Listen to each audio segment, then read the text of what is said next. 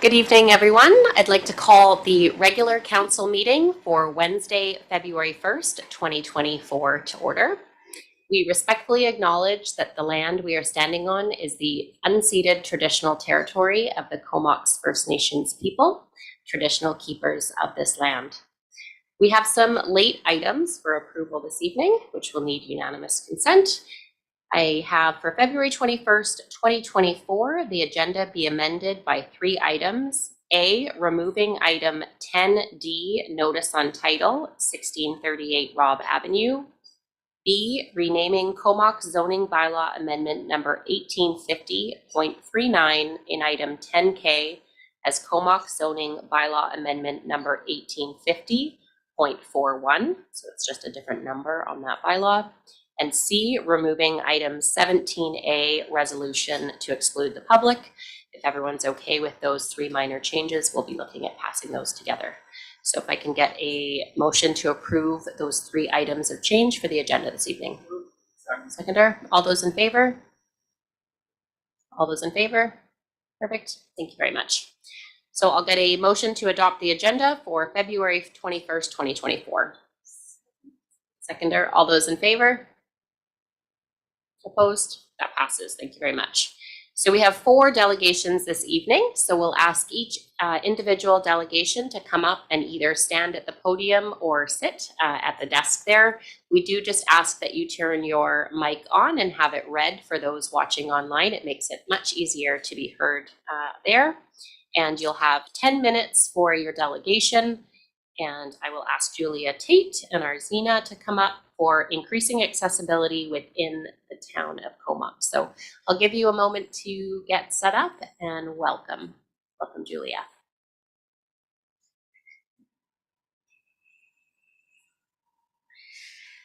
Good evening. My name is Julia Tate, and I am here tonight to talk to you all about improving public safety in Comox. So I have a background of being here for 27 years.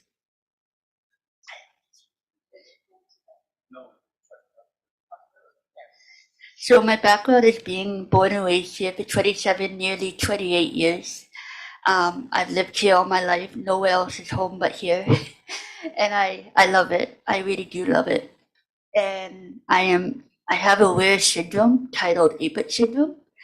I am one of the few in Canada who has this syndrome. There's probably about 6 of us now, including myself. But with that, I'm also legally blind and hearing impaired. And so that's why I'm kind of here tonight to talk to you all about that. Next slide, please.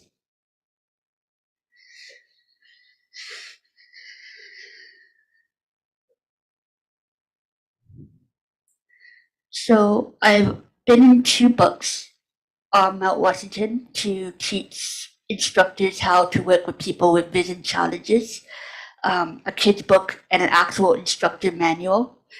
And for me, teaching people about what I have to go through every single day is very important, not just day to day, but just all the time in general, whether it's going on the mountain or just walking around town and all that stuff. A bunch of teenagers that I worked with, took care of and all that, also had vision and hearing challenges too. And my parents were 50 years of foster parents. So for me, this subject is very important. So going around Comox, I have noticed so many places that could be better managed somehow. For me, changes in elevation and like ledges, like curbs without visual like paint on them, they're really difficult to see. And just going around town, it's often very challenging and scary, if we're being honest, because I worry that if I fall, who's gonna be there for me to help me up? And it's all because I can't see the lines on the side of the curbs, or if the lines are becoming like weathered from the rain and all that, not being able to see them properly. And so, yeah. I had a chance to speak with Justin at the operations yard, and he was great to talk to. He was wonderful. He took the time out of his day to meet with me and Arzina. But he did mention that he did not have any control on the privately owned stores and businesses. And so it was a bit of a challenge. So that's why I'm here tonight.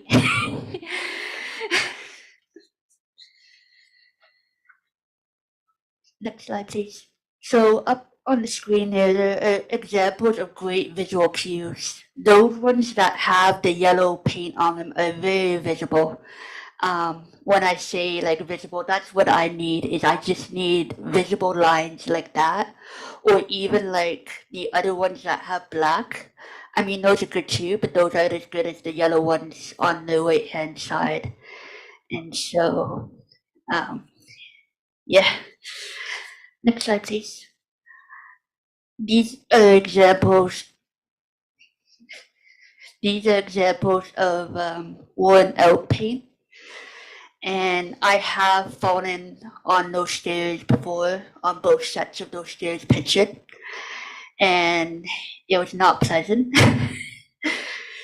And so having these lines on these stairs would be hugely beneficial for people like myself and for other people as well. These examples are places that don't have any lines at all. The third one on the far right, Comox Mall, actually brings out a bad memory for me. A couple years or so back, I fell really hard and I sliced open my knee. I was lucky I did not need stitches because of the way it was shaped. But I was out of commission for several weeks, and somebody who is always out and about with anything, for me being cooped up for several weeks because of an injury on my knee was really, let's just say, fun sarcastically. Because it really wasn't fun. It was definitely challenging.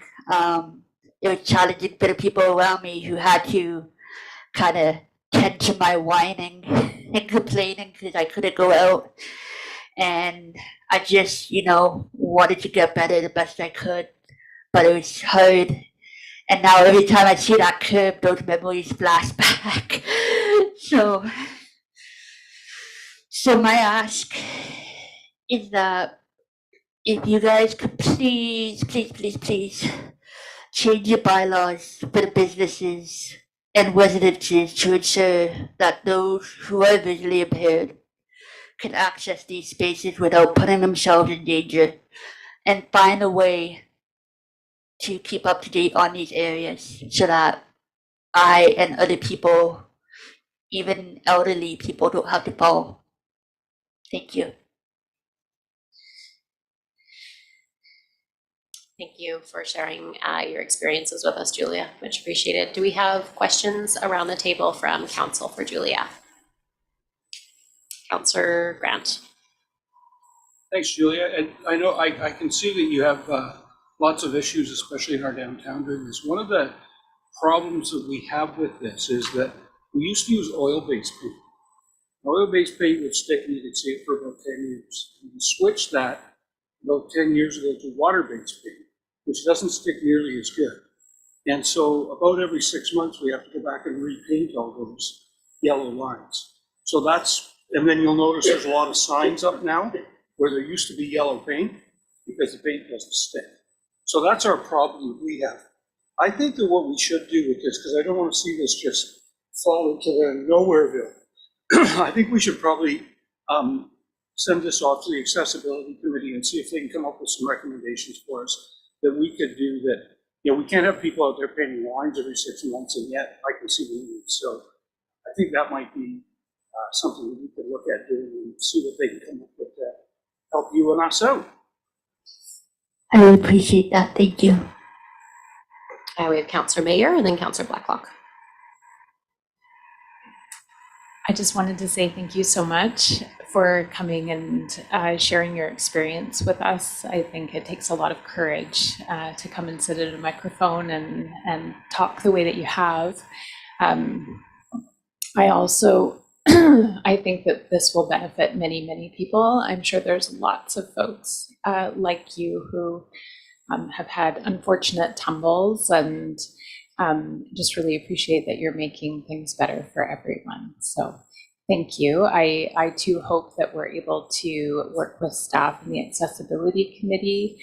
I also think we might want to share with the BIA your experience so that they can help us tend to these details and make it better for everyone.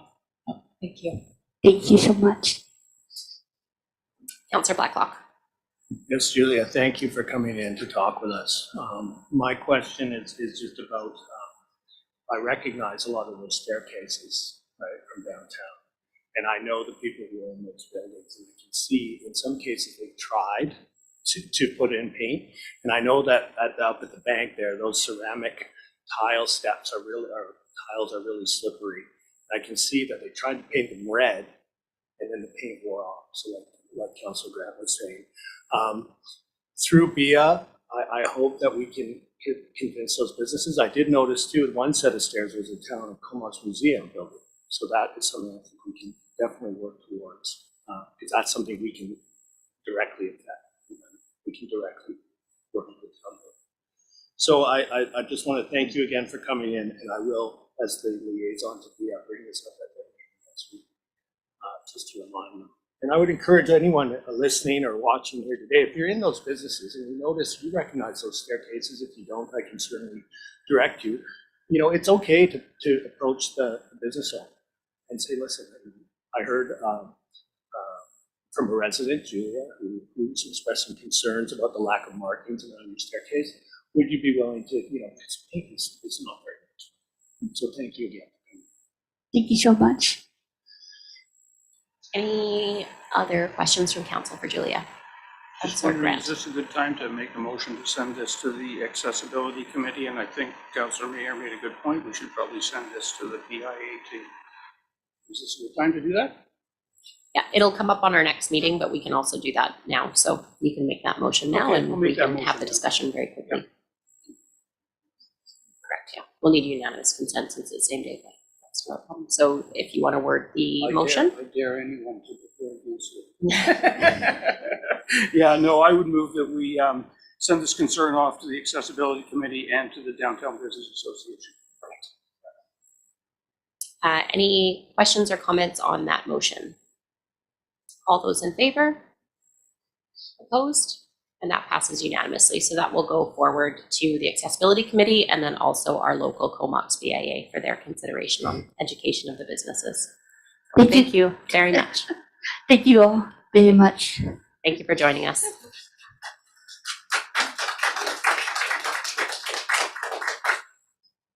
Thank you.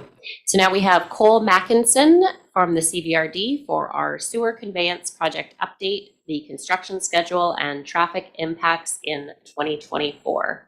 Welcome, Cole, and I believe we have Mary here also, maybe? Sorry, Mark.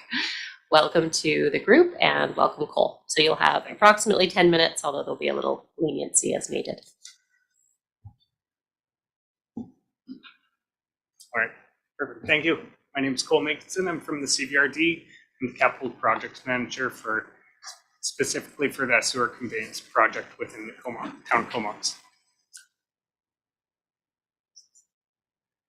So this project's been under the works for many years. We're moving the force main off the foreshore where it's at risk of damage. We're moving that over and on a safer route through the town of Comox and up through Lasville. We've awarded both contracts in November, December last year, and we're expecting this to be about a 30-month construction project, which is through two different types of contracts, a design build and a design bid build, as well as combining Town of Comox surface improvements through it. We split it into 4 sections in 2024, and then in 2025, there's another group of work. So I'll run through these areas. So in February and March, you've seen kind of in Balmoral and Stewart, we've been upgrading some of the town's stormwater and water mains that are going to be kind of impacted, and some upgrades through there on. And then there's a number of other areas that are kind of 1 or 2 day water main replacements in preparation for force main construction. And these have been going on throughout February and March. And then as we go into the specific zones, we have zone 1. This is the new Courtney pump station across from the current one. And that's expected to start in June of this year. There's going to be a pedestrian access light across the road there. That's just for workers at lunchtime, just for safely crossing the site trailers. And they've worked out an agreement to put some site trailers on that exclusive some site. So those will just be minor delays of construction activity in there.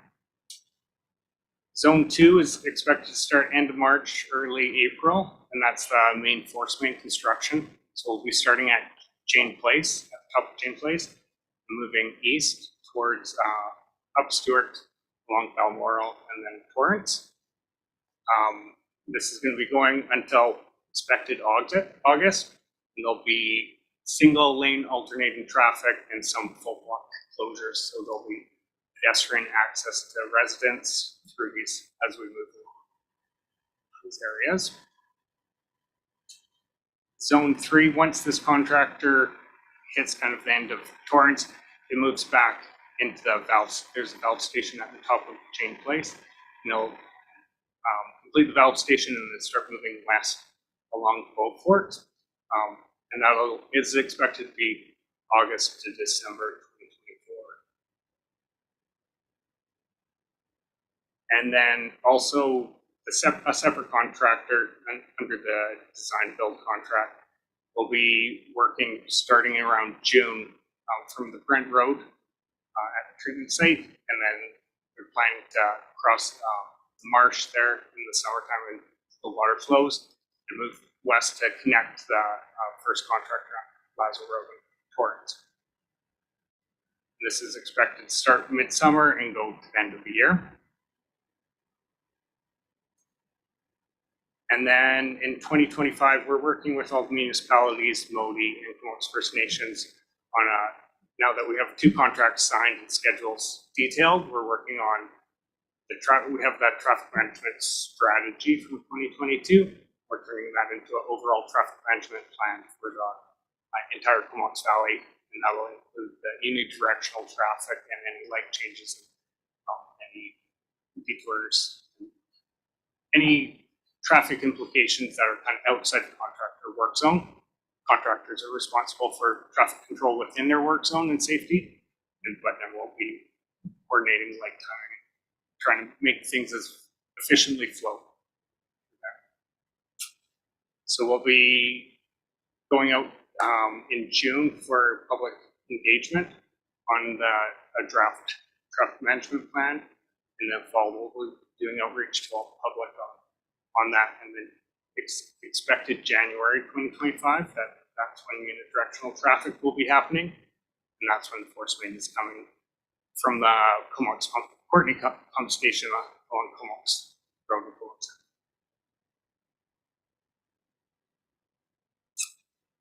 So we've got our team on communications.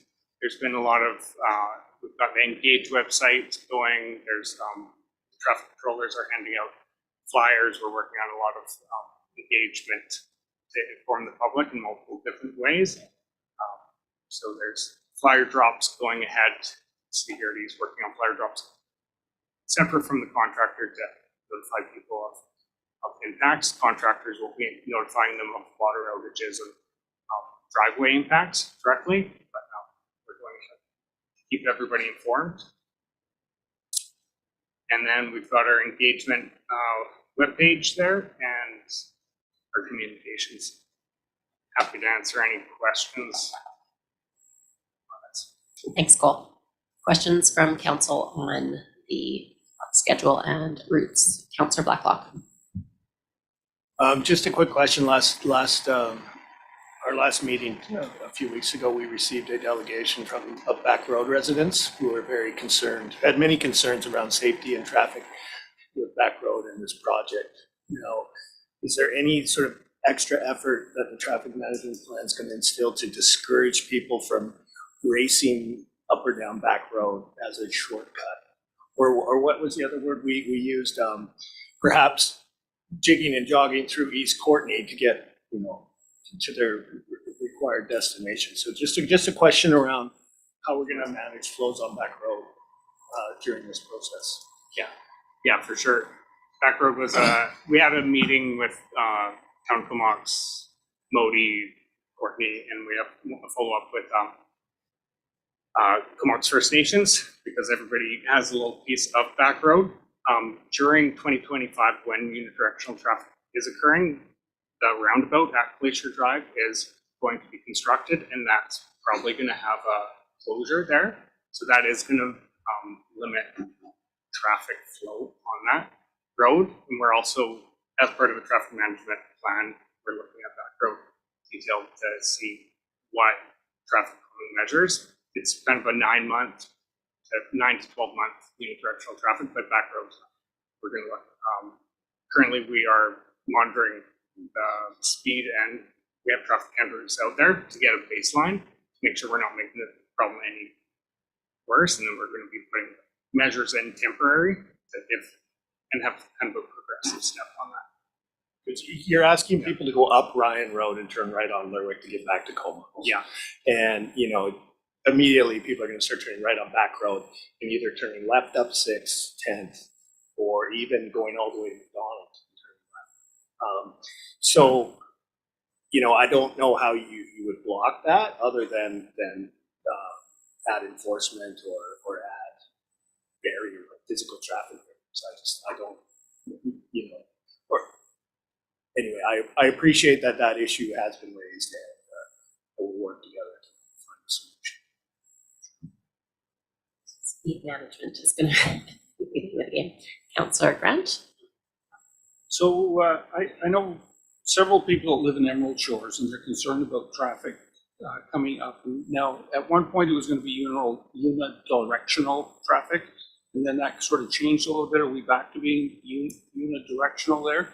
And if so, if you come out of Emerald Shores and you want to go to the Comox Mall, you've got to go all the way around to get there. Is there going to be some sort of relief for that or some way around that? Yes, for sure. We've worked with contractor to allow right-hand turns off Emerald Shores and down to Bayside as well. There will be a portion when we're doing the force main up that there's just not enough room. And it'll be, I think, probably about, there's not a lot of services in there, so the force main will go quickly there, but the roundabout is a major impact that the contractors have been kind of getting squished in there. But so it'll be unidirectional flow when force main is getting constructed, but we have worked with contractors to allow Emerald Shores and Bayside to have the right turns. So there'll be a portion of a larger portion. It won't be the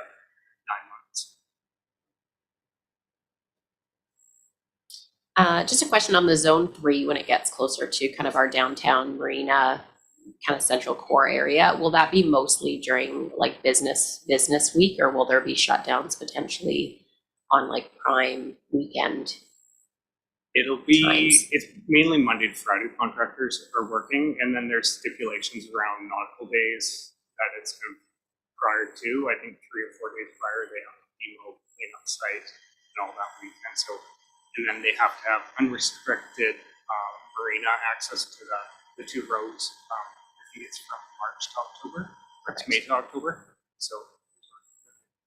Okay, so kind of the peak season May, I'm Yeah. saying May to October. Okay, Yeah. thank you. I had heard that, but just wanted to confirm that was still part of the zone 3 plan.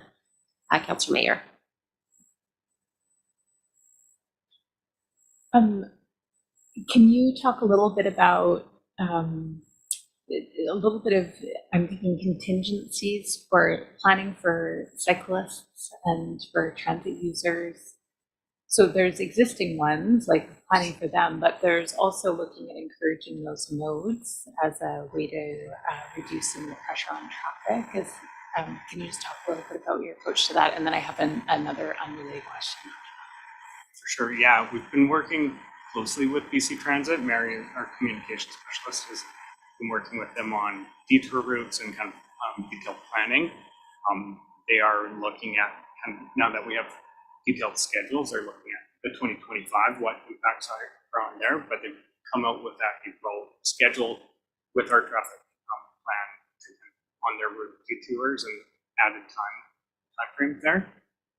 In terms of bicycling, we've had a couple of the open houses in Comox. The Cycling Coalition was invited and came out at our open houses to kind of promote cycling as that alternative. And so we've allowed in the contract when unidirectional traffic is going, there's an eastbound, like coming from Port into Comox, bike traffic allowed through that construction zone. So if you're wanting to e-bike or bike back into Comox, you can come back on that reverse flow. So we're promoting and all those alternatives.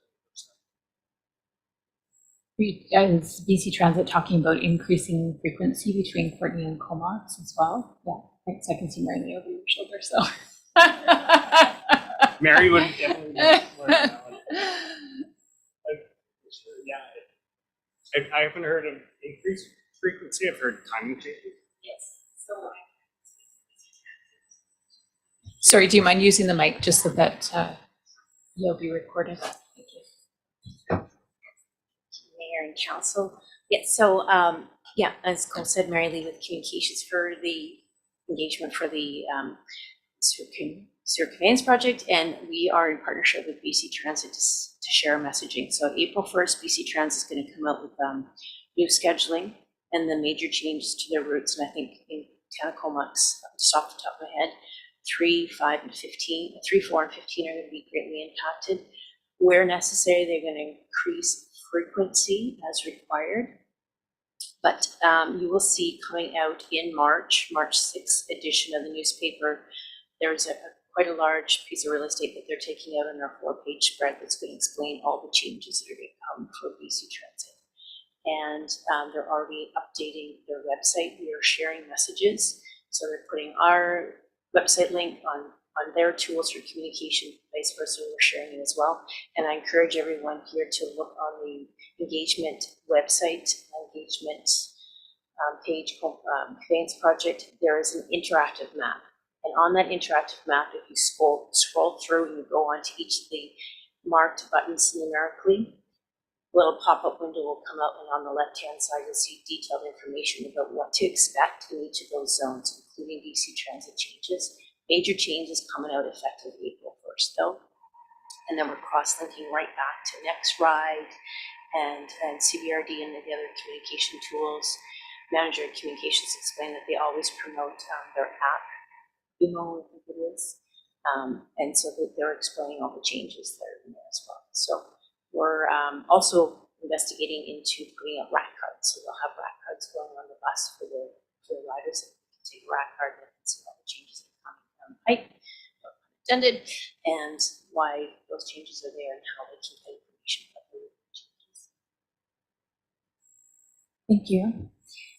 My next question, just again following up on a letter we had from a resident recently, was about trees. It might be putting you on the spot. So they had mentioned that they have some mature trees that are quite stressed from all of the climate impacts, and they will be additionally stressed by some of this construction near their roots, and just wondering if you can share how you're mitigating for things like that. For sure, yeah, we have done a tree impact study. There are impacts with we're kind of 2 to 4 meters deep on this force main through the road right away. When we get into the trees, there's kind of a hydrovac hand dig to preserve roots and to have an arborist on site when trimming roots to prevent maybe as much root damage as possible. That's great, thank you. Councillor Haslett? Thanks very much. I've got a few questions here. With respect to Zone 1, I saw that there was that crosswalk and light. Is that just a short period of the project, or is it going to be long term? No, that's just temporary, just for kind of staff running to safe area lunch, so they're not dashing across the road. And then with respect to the public engagement for the traffic plan, what's the plan for that? Is it leaflets to the community? Is it more direction to the website? How are you kind of looking to get people involved with that?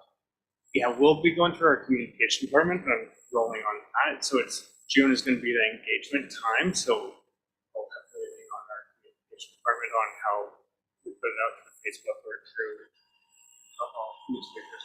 Okay, perfect. And then I was wondering, with the website that you mentioned, how often is it updated? Is it pretty accurate as decisions are made, or is it a couple of weeks down the road, or?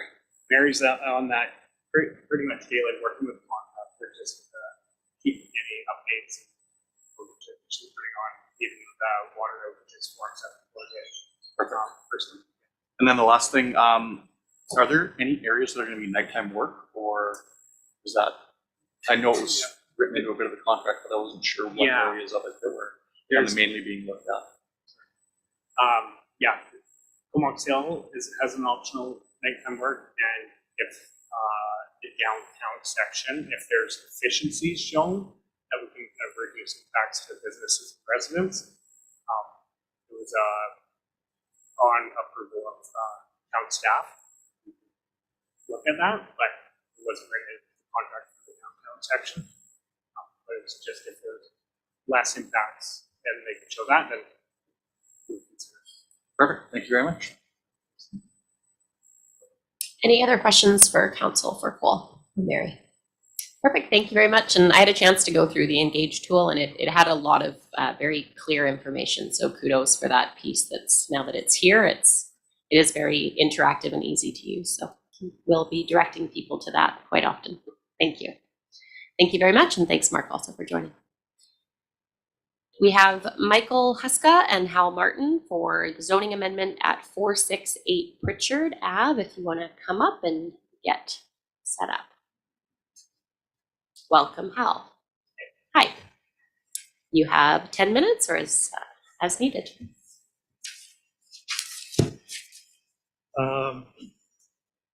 Yes. Mayor Minions, members of council, staff, and the public, thanks for the opportunity to speak regarding rezoning proposal at 468 Pritchard Road. It has been a while since I've appeared before council, and so for the newer faces around the table, my name is Hal Martin. I'm a consulting engineer, resident in the Valley for 30 years, and I'm here representing the owners of 468 Pritchard, the subject of the zoning application. Mr. Huska, who's one of the owners, is here in the audience today. Subject property is ideally situated for added infill development. The proposal is to create 3 single-family lots, or 2 new lots out of one existing R1 lot.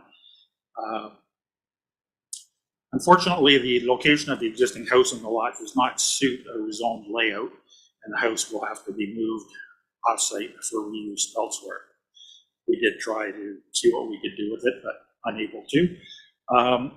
We understand that the current staff report is the first step in a streamlined approval process. Streamlining is welcome, as we are approaching 10 months since making our original application. The main staff recommendation is for concurrent processing of the zoning amendment and the development variance permit, and we support that. Separation or postponement per the alternative recommendations will just delay obtaining clarity on the variance requests, which are key to proceeding with the infill project. I don't want to get too far into the weeds regarding the various variance requests, but we'll make a few comments. We encourage members of council, as I'm sure you already have or will do, prior to the consideration of the DVP, to review the summary and rationale portion of the application documents and to visit the site, which I'm sure you all do when you consider these things, with a view to practicality of the various requests. I would just mention a couple of things. There is a mature conifer on the property. It's towards the east side of the property. Not only will the tree likely impact the developable site area, this is adding on to or speaking from some of the comments that are in the staff report. Not only will it likely impact the developable site area, but it's also approximately half below the existing road, making lot grading much more difficult and impactful. As regards infrastructure, Pritchard Road. This street was completely rebuilt by the town some 10, 15 years ago with new concrete curb and gutter and one side sidewalk. There is no sidewalk on the east side of Pritchard within any reasonable proximity to this particular location. We believe it is unlikely that an east side sidewalk will be necessary or built in the foreseeable future. Cash in lieu of road upgrades must, we understand, be used only adjacent to the subject property and is likely to languish in a separate designated account for many years until a sidewalk is required and built in this location. Projects at 1963 Bolt and 425 Stewart are examples of where neither frontage improvements nor cash in lieu payments were required for infill lots. There is adequate existing pavement width to accommodate both on-street parking and designated bike lane in a manner similar to the north side of Knoll Avenue. If deemed necessary, the owners will happily install painted lane markings along the Pritchard property frontage to accommodate bike lane. Although it will be a very limited pace bike lane. Elm Place. It's a very short cul-de-sac, about 100 meters long. Pavement width is 9.5 meters, slightly in excess of the current local road standard of 9 meters. Reduction in the paved width to 6 meters with parking pullouts is, we believe, impractical given the narrow lot frontages. I think at the end of the day, there will be no room for any on-street parking along the Elm frontage if we try to accommodate parking pullouts and driveways with the short frontages. Provision of a 1.8 meter sidewalk on a local road seems excessive. 1.5 meter wide on one side per the current bylaw seems more reasonable. No sidewalk on a short cul-de-sac, such as Elm, also seems to be reasonable. Implementation of the rollover style curb at this time, concrete curb and gutter along the line of the existing asphalt water control curb will allow for on-street parking and flexibility for driveway locations. And we note that there is, as you install infrastructure, the town takes on a long-term maintenance requirement costs. And also note that the more concrete we pour, the more greenhouse gas emissions are likely going to be created. Concrete being a very high generator of that. Wired services. It's been a town practice to not require conversion of main overhead wiring to underground along frontages in older existing areas of town where small lot infill is proposed. In 2020, council adopted a policy where a single infill lot and existing house could be continue to be serviceable overhead, provided no new poles were required. Projects of more than one new lot were to be considered on a case-by-case basis, which would be this particular situation. All the lots can be serviced by simple mid-span overhead service drops with no new poles. Street lighting, currently there is only a single lamp in the cul-de-sac area down in the bulb. We recommend adding a new David arm lamp to the existing pole at the intersection. This would improve lighting at the intersection and a little bit of mid-block lighting as well. Anyway, so much for not getting into the weeds. We are available for any questions you may have, either now or anytime during the next month as this new public process wins its way forward. prior to formal reading of the bylaws. Thank you. Thanks, Hal. Questions on 468 Pritchard? Councillor Grant. Hi, Hal, long time no see. How you been doing? Good, good, good. I'm just looking at your application here, and I think it's more timing than anything. You want to create 2 extra lots on this, so you have 3. The way I'm looking at this is that in June, that could turn into 12 housing units. And so all of a sudden, all of the things you say about parking and that suddenly become a lot bigger issue in my mind. I know just enough about the new program to be dangerous. Me too. Because they haven't really come out and told us all that we need to know. So I guess my question would be, what is the plans with the property? Are they thinking of building these and selling them off? Because a new owner could put 4plex on there, according to what I know. I'm going to ask Mike to. And so, if it's 3 lots, it's not that big of a deal, but if it turns into something bigger, then that can be No, a much I get bigger that, deal. yeah. When we started this, we had no idea that the province was, putting these new rules in, so it's kind of come to a surprise for us too. But talking to Marvin, previous to that, they were in favor of a house and a laneway house or a carriage house or something like that.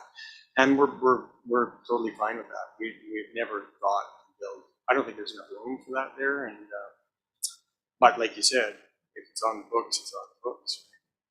It's your government that's your provincial government. This is the problem we're running into right now, I is know. that we don't And we're the actually know first- where it's going. We're the first Yeah. adapters, but on the same token, you can't stop everything in its tracks. We've got to keep moving.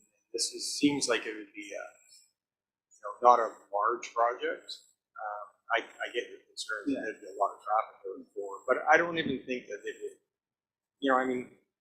They threw this out there, and I don't think it's going to go for absolutely every spot that developed. There's a lot like that they could get. Our thought was developing it into single-family homes with maybe Or maybe suites. Maybe secondary suites. yeah, secondary suite. And I would suggest that I think that is probably what's planned. I believe, put words in Mike's mouth, but I think that you were intending to build yourself on these properties and with a partner. And you were intending to build homes with the appropriate possible suites or whatever. Nothing in keeping with what might come vis-a-vis the ability to suddenly upzone or densify very heavily, difficult to say. The fact that the province said to do it was. Yeah. The difference between 6 extra cars and 24 is a big difference, though, right? Yeah. So for Well, us- you're going to have a lot of problems coming in. with this. Absolutely. Right? That's why you're there. Yeah. I'm here. I hear ya. No, I mean, it just, Sounds like a nightmare to me. like, I'd be a lot happier if I knew more about where we were heading with this, rather Yeah. than being kind of right where we are right now. But anyway, that was my question. Thanks. Councillor Mayer. Good to meet you both. Thank you for coming, and I really appreciate the approach you're taking. The gentle density infill is, I think, a really good fit. I did drive by and saw the huge tree, and I appreciate the challenges with it. What are you thinking of doing landscaping-wise? Because that will take out the only kind of Yes. shade. Well, we've already talked to planning department, and not only are we going to put the regular amount of trees on the boulevard, but we're adding several more trees on Pritchard side, and we're removing the old hedge that's pretty well done, and we're replant the new hedge, and there's already a hedge perimeter on there, so we have no problematic trees. Yeah. Now, one particular tree, it's not viable, honestly. It's not even a very nice tree, to be honest. I like trees. If you go by my place, I got tons of trees. So we're all for that. Like, like I said to Regina, we'll add as many as you need. You want to make it fit the, because when you're adding infill, obviously you need to add vegetation to make it look like it's been there for a while, not just. This particular tree is just pretty trim. Given its location on the property. If I could save it, I'd have it. These are the lot layouts, and also the fact that it is below grade would mean that it had to be retained. Typically, what you do is create a tree well at the drip line. The drip line on that tree is fairly broad. And just push the Hence with these guys will be gone, they're going to be dealing with that same problem with their roads, right? Because you can't, you know, if you put in a foundation, you're cutting the roads. So we will add. Thank you. Councillor Blacklock. Well, I live in this neighborhood, and this is part of my old paper route. All dogwood and all elm, 106 papers, go on solid record. 6 cents per paper. The property at the end of Elm Place is a 18-unit townhouse complex. Primary access, probably, I think they share parking lots. One is accessed off Elm Place, one is accessed off Knoll. So you're only dealing with 9. And then at the corner of Knoll and Pritchard, we have a 7-unit apartment building. And in between your property and the apartment building on the corner is another similar sized little rancher. Yeah. No, just so. Was there only one? Yeah, that's part of the paper route. You know the paper. Yeah. Come on. I didn't read the paper, sorry. Yeah. My question is, did you receive any correspondence back from the owners of 478 Pritchard to them? Yes, I was there and they're all for it. Great. And we've got a bunch of other letters that are people in that area. It's a great area for logistics because it's walkable to town. You know, there's lighting. You don't have to need cars to go on. Put an electric on. Yeah, I was saying to the council, it reminds me of the subdivision at further down, further south of here at Pritchard and Balmoral. It was a 3-lot subdivision that R1. Yeah, it's not a huge one. There's no strain on. I mean, obviously, like you were saying, you're going to have a lot of things to consider, but that's in the future too. That's no one's going to go back and say things. Yeah, and you'd probably want to assemble more than 2. Yeah, exactly. Very good. Thank you. Okay, I think we have all the information. So the intent is to go from the 1 family home and 1 tree to 3 to 6 dwellings. Looks like there's going to be 5 plus trees, and it is a general personal subdivision. Your intent is to be living. Don't forget the hedge. Okay, so we'll be coming to your application. Right away. Yeah. Thank you for speaking to the application, and we'll be getting there later this evening. Perfect. Thank you. Appreciate it. Thanks. So our final delegation for the evening is with Ron Davis for a zoning amendment at 692 Anderton Road. Welcome, Ron. And I will have you just get the mic to go red there so we can hear you and online. Welcome. Mayor and Council, thanks for having me here. I don't have much of a presentation. My name is Ron Davis, and I represent the owners of the property, Seashell Holdings. We own the current location of the Leeward Liquor Store, Leeward Inn, and the new location, which will be at the corner of Guthrie and Anderton, 692 Anderton. And I think this is probably more of a technicality than anything else. Originally, the liquor store, the LRS, was prior owned by Godfrey Holdings. It was approved, but it had to be linked to the Leeward Liquor Store and Leeward Pub. And now liquor stores do not have to be linked to pubs. And of course, the Leeward Pub closed 12 or 15 years ago. We're new owners. We purchased this to actually move the liquor store to the corner of Godfrey and Anderton. And I'm here mostly to answer any questions you may have. This text amendment, the zoning amendment, is more to unlink the liquor store from the pub. Did that answer your questions? Thank you very much, Ron. Are you able to speak to what the existing plans for the property would be in future at all? Thank you. The existing property is, I'm a builder of commercial and apartments as well. It's what we do. The company is Concordia Homes.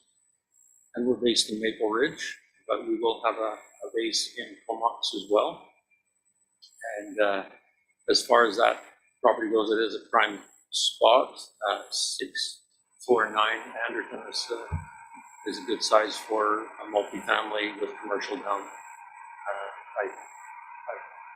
It seems to be that that's what everyone wants now. But this will free up the ability to do that in the future. Thank you. It's helpful to have that context. Appreciate that. Councillor Mayer. Thank you. I know that what's before us is just about the liquor store, but you just mentioned the commercial with residential, and the site that you're moving to looks like it also probably is underzoned and would have been a great candidate for that kind of mix. Is that something that you considered? Well, that property, we've been at this through McDonald Haggerty. Maris and Emily McDonald Haggerty have been putting us through for some time. I think we've been at it for well over a year, and that property just got, the new development just got approved in its existing form, which is a one-story. It's just been approved for DP, so therefore I believe Emily is putting in for building permit this week, if she hasn't done it already. It could possibly go residential up, but because, from my standpoint, because it's at the corner, the busiest corner in Comox, it's a commuter corner, and it is basically a hub for commuter traffic in two directions there. So we did not feel that was a very good fit for residential, which the residential component typically adds a lot of cars to the parking, friends coming over to visit, and then the commercial suffers. Now, as far as the other location at 649, we felt that's a much better location for less commuter-oriented businesses, such as accountants or lawyers, or you fill in the blanks. It's less prime. Thanks for sharing that rationale. It's really helpful for me to We understand. just didn't, I'm sorry, we just did not want to have, we wanted it to be a hub, easy in, easy parking, Yeah. and easy out. Yeah, I can see that. One other question. I noticed that at least one of the residents in the neighboring apartments had asked for that tree buffer to remain, but I don't think it is remaining on the plan. Is that right? I'm not sure what Maris and Emily have done with that buffering, but I believe they did mention that there's trees along that property line and a fence. Okay. But and it also is the busiest intersection in Comox. It is. Okay. Thank you. Yeah, I think it said there was 2 trees protected and the rest were going to be replants, I believe. Councillor Blacklock. The plans for the building indicate, besides a liquor retail store, you're going to have some additional CRUs. Are those intended for office use? Are they upper floor office or main floor? No, there is a portion of upper floor in the building. That's about 2,500 square feet, and that is linked to the liquor store portion, which the upper floor would be offices and like a meeting presentation area for various wine shows. Okay, so you're not actively trying to market CRUs in that building at the moment? Oh, there will be 5 CRUs. 5 CRUs. Which can be combined in any form. You could do one. Ideally, for me, I would prefer to see a nature food market in there. That would be ideal. Whether that takes up 1, 2, or all 5 CRUs. Okay. I know traditionally this corner has been utilized for commercial purposes. Some of you long timers will remember it as Village Grocery and Auto Motel behind it, the single story accommodation property. My concern is around truck delivery hours for liquor deliveries. And we've had issues in the past with Quality Foods and their loading zone adjacent to residential. So I noticed that behind your property to the, I guess at the east, is the Plateau Gardens townhouse complex.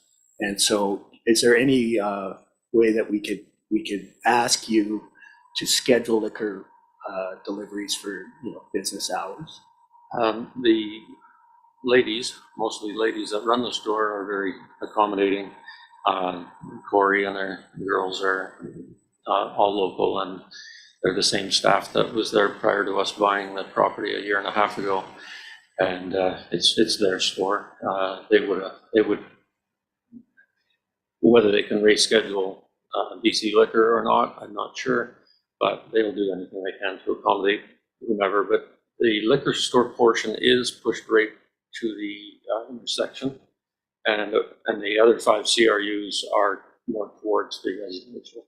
So there's a bit of a buffering in that itself. And as far as the deliveries go, there is a widening there for the big truck to get right off out of the way. And you brought up the Leeward liquor store current site, the Leeward pub site. I noticed currently there seems to be a lot of parking for the residents across the street on that property. Are you charging for parking across the street? No. Okay. So when you eventually develop that property, we could have a bit of a parking situation or is it people just simply parking on your land? They're just parking Yeah. there for free. Okay. The girls are just being nice, and they also see them as customers. Sure. And there's a shortage of parking there, and we have a big parking lot. Yeah. No. Great. Thank you.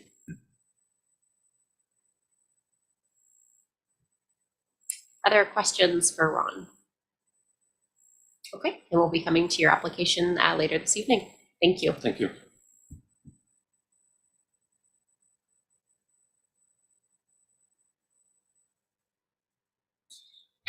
We're just going to take about a 2-minute break. Anyone is welcome to leave post-delegation, or you're welcome to stay for the meeting. We'll just take a couple-minute break and come back shortly.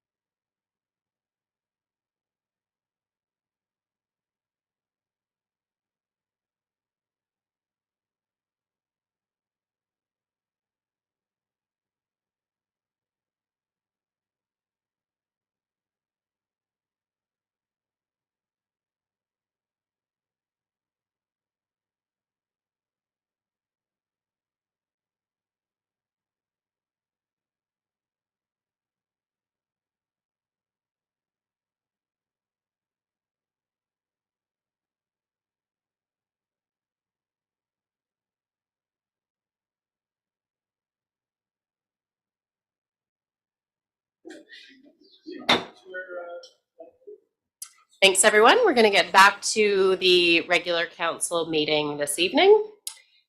We're looking at adoption of the regular council meeting minutes for the meeting held on Wednesday, February 7th, 2024. If I can get a motion, please. Moved, seconded. Any questions or comments on that? All those in favor? Opposed? That passes unanimously. Thank you. For the consent agenda, we have one item, which is amazing. I'll get a motion for the item to move. Thank you, Councillor Grant, and a seconder. All those in favor?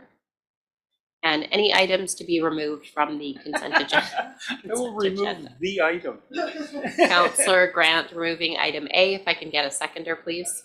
I just noticed it's on the consent agenda, and then further down in the agenda it's on there as well. But I think they're asking us to put green lights up, and I can see no reason why we couldn't. Yeah, just over to staff. I know with proclamations, we went away from doing that and have been telling people that, as far as it's just not something we're doing. I'm not sure if the lights fall in that. I would kind of expect that it might be similar, that we don't necessarily want to be changing them for every request, but I'm not sure if staff knows if there's a policy on the light changes similar to proclamations or not. There is a policy that's similar for light changes as well as proclamations. For each request that comes in on the request form, if you look on the page 2 of the form, at the bottom, there is a couple of check boxes that advise whether or not the application meets the policy. And then there's council can make their decision based on that.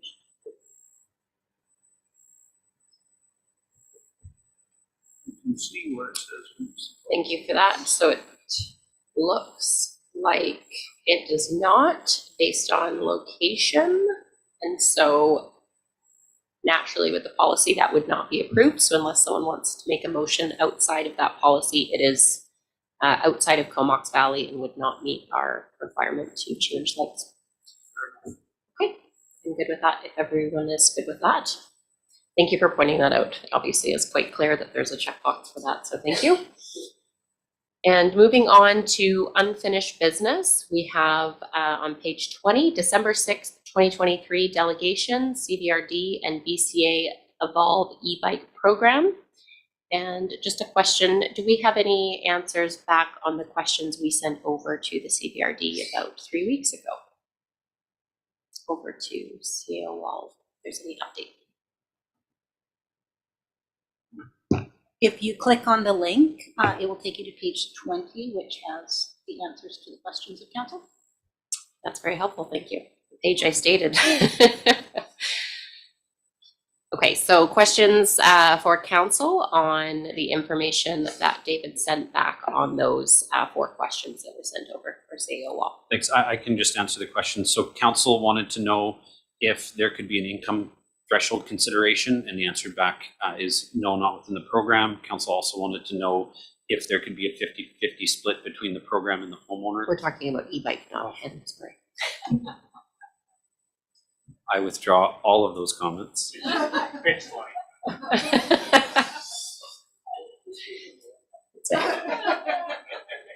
It's a double error. I appreciate that. So, sorry. So it's for discussion as the CVRD is looking for whether we would support the program that they're going forward with. Councillor Mayor. So I don't have any further questions, but would be happy to put forward a motion if that's what is needed. Yeah, we would be looking for a motion if it was to support the program, and they're looking for the feedback as soon as possible. So I'm happy to put forward the motion. Yeah, and we could put a motion on the floor and then still have the discussion around it. So if you want to make a motion, we need a motion first. Councillor Mayor. So the motion is to support the Evolve e-bike program. And Hazlitt, Councillor Hazlitt, are you supporting that motion? Yes. Thank you. Okay, so for discussion, there's a motion on the floor to support the program from BCA and CVRD. Councillor Blacklock. my big issue with this last time when they came to present was who's responsible for the liability if somebody A, takes one of these bikes and loses it or wrecks it, or B, A, loses it or wrecks it, or B, hurts themselves. And it says here, liability is covered in our pending agreement with the CVRD. Any concerns from Comox would be covered in the CVRD's agreement with Comox. So what is that agreement? It's quite vague.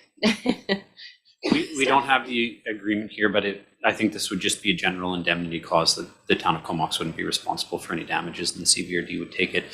You can get into areas where as a municipality that doesn't provide you a ton of coverage, but in this case, it's a local government providing us with that indemnity. I would say that is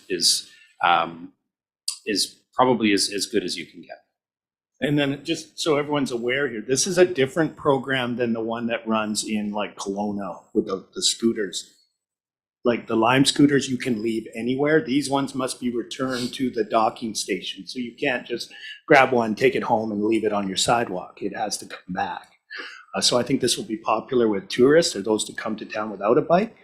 And I wish them well, but I'm interested to see how they make out with the demand for this. It's very specific regulations with location for sure. They did answer the question around events, though. It sounds like they're very event focused, so that could be a really great addition in the summer, at least for us. Other questions or comments on the CVRD answers back on the Evolve BCA program? Okay, there's a motion on the floor to send a letter of support for this program and the MOU to get done up in March with the CVRD. All those in favor? And opposed? And that passes unanimously. Thank you. Our next item for unfinished business is the Comox Valley Chamber of Commerce Business Recruitment and Retention Program that Tracy Clark presented to our council last meeting. This was around a 3-year plan with Courtney around the BRE program, which is the Business Retention and Expansion Program. And there is a letter there. At her presentation, we did ask for a cost breakdown of what specific the cost would be to Comox. On page 23, there is a 3-year costing, which was $20,615 the first year, $12,635 the second year, and $12,810 in the third year. Is there any additions that we should be aware of outside of the letter request or additional information? Thank you. This is an item coming out of the BC EDA workshop that council held. I believe it would have been last year. One of the number one items coming out was the establishment of a business retention and expansion program, as well as conducting business walks. What the chamber is proposing here will accomplish both of those goals for a significantly less budget than what we anticipated in having to spend to do so. So if council wants to move forward, we just look for a motion authorizing us to enter into this agreement for the to provide a joint BRE program between the town of Comox and the city of Courtney, administered by the Comox Valley Chamber of Commerce. Thanks for that additional information. Sorry, I'll just add that the money for this program is already budgeted, and so you won't have to find the funds anywhere. And CAOL is in support of the program. And I recommend we move forward with the program. Questions from council on this 3-year program with the chamber? Councillor Grant. So I'm just wondering about our economic development study that we're doing, and does that play into this? Because that's essentially what economic development is business attraction and retention is what they do.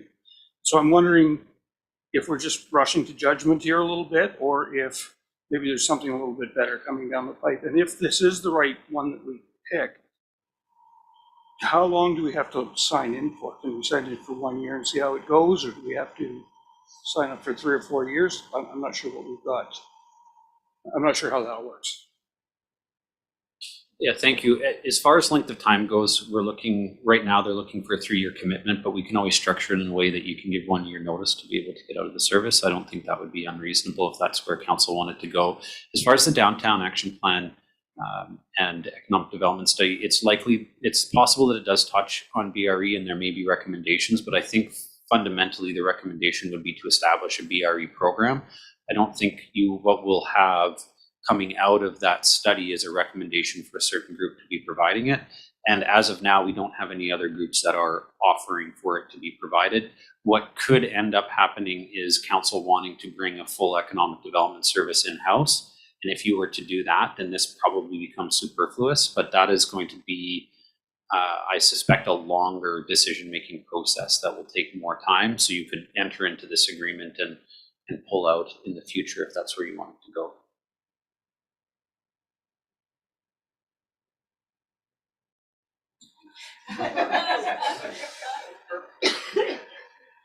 So possibly it could be worked in that a 1-year exit out of the 3 years, but more likely it's looking like a 3-year outlay. Councillor Blacklock? I'm speaking in favor of this proposal. A 3-year commitment for business retention and expansion in our community is something that I think is money well spent. And it's 3 years, and it's front loaded in the first year. And I noticed that the funding formula is based on population at 35% of the bill coming to Comox, 35% of the allocation of funds from Comox. I wonder out loud if we have more or less than 35% of the member businesses in the chamber. I would suggest that it's probably a little less. So I think we're getting pretty. I'd be interested to see that breakdown from Tracy, but regardless of her answer, my general feeling is that we should be investing in checking in with these businesses and making sure that we retain them, and particularly in adding what we all hope to see, which is more retail and food spaces at grade level in our downtown. Thank you. Thanks, Councillor Blacklock. Other questions in regards to the VRE program that the Comox Valley Chamber has sent over a proposal for? No further questions, so I'll make a motion that the VRE program is supported for the 3 years as is. That would be for the full 3 years from the town of Comox at 35% for those budget given in the 3 years ahead. Is there a seconder of the motion? Yes. And questions or comments on that proposal? Councillor Haslett. As Councillor Grant said, does it make sense for us to throw in the caveat that we can get out with a 1 notification if it's not working for us, or if something else comes down, we're not locked into it? Or? Yeah, over to staff. It sounded like that wouldn't be a deal breaker, but with your. That's fine. So I think if that's something that's important to council, included in your motion as an amendment. If not, it's something that I think will be in there. But again, if it's important for you and entering into this would be contingent on that clause, I think it would be good to put that in the motion. Okay, we can have a friendly amendment and have a vote on that if that works. Regular amendment. Okay. So we'll vote on the amendment to have it where Comox has a 1-year clause to be able to get out of that 3-year contract from the date it's given. It'd be 1 year from that. All those. Okay, the regular motion. Okay, so we're voting on the. Okay. I'd like to make a motion that we enter into the program with the stipulation that we can get out with 1 notice. Okay, so that's the amended motion that's on the floor. It's been seconded. All those in favor of the amendment? Any questions or comments before we vote on the now passed amended motion? Councillor Blacklock. Well, just now, what if they say no? Or if they say we need 3-year commitment, or you guys are out? Staff will get back to us at that point and we will revisit at that time. But at this point, we can send a conditional approval with that clause added. Thank you. My sick brain is semi-working. Okay, any questions or comments on the amended motion on the floor? All those in favor and opposed? And that passes as amended. Thank you very much. We have the item C for the February 7th, 2024 delegation for the Downtown Business Enhancement. We had the representatives come from Food Services and BC Restaurants and present to us. And the delegation asked for town's consideration as how it can best support the growing number of food and beverage businesses in Comox. Nicely, I would say one of the items we can do is by supporting that BRE program that will pass with the Comox Valley Chamber. Any further comments on that delegation from the BC Restaurant and Food Service? Councillor Blacklock. Well, Councillor Swift just noticed that in the last week, we of course have a new restaurant open in the former Toscano's location. And we also have a new coffee shop coming to Comox, 2 new coffee shops, one here at the corner in the old Comox Grind and one up at the corner of Guthrie and McDonald in the strata development up there. So it'd be good to see expansion of food businesses in Comox. Great, and good for us to pop in and say hello for sure. Councillor Mayer. Yeah, I just wanted to say that I forwarded along the document to our Food Policy Council for discussion. It can be a really helpful role for our Food Policy Council to do that kind of advocacy work. And interestingly, I noticed that local food was missing from their menu. So that could be a way of building local economy, building resilience, and supporting local restaurants a different way. But anyway, just mostly wanted to share that I forwarded that along to the Food Policy Council, so there could be further advocacy there. Perfect, thank you. And I know while they were in town, they had some really good attendance at the session they held for the different restaurants across the Comox Valley to come in and talk to each other about some of the unique marketing they should be kind of looking at based on changing demographics and habits. And it was very well attended. So I'm there on behalf of council. Any other questions or comments on the downtown business enhancement delegation? Perfect. Moving on, we have the February 7th, 2024 delegation from Make Back Roads Safe. That was the presentation given to us from Carolyn Rice. And there were the 4 recommendations from the different 4 different jurisdictions, including Modi, the CVRD, City of Courtenay, and KFN. It is on our leadership meeting topic at this upcoming week's meeting, but that hasn't happened yet. Just a question over to staff as far as looking at some of the different things that the other municipalities have discussed, including the 40-kilometer change throughout Courtenay. What's the best way for our council to kind of get an accurate on paper? I'm thinking maybe like a staff report on what CVRD and the City of Courtenay is doing in their timeline, so we can make a proper recommendation at this table. Would that be requesting a staff report on that? I think requesting a staff report is a good direction to go, and it might take some time as we're going to have to wait to see what happens in Modi and in Courtenay and the decisions that they make. So I think if council provides that direction for us to report back after those decisions have been made, that would probably be the best course forward. Thank you for that. Are we aware of when the 40 kilometers might be hitting the Courtenay portion? No, I have a meeting with the CAO of Courtenay next week. I'll bring it up and see if they have an idea. I think that they have direction to move forward to implement that 40 kilometers in different areas starting immediately, but when this area specifically may get brought into it, I'm not sure. Okay, if I can make a motion to have staff report back to council on what the direction of the CVRD, City of Courtenay, and Comox First Nation, if that information is available, come back in a staff report, kind of in a March 2024 timeline. I'm not sure if that will be possible, but in the near imminent kind of month future.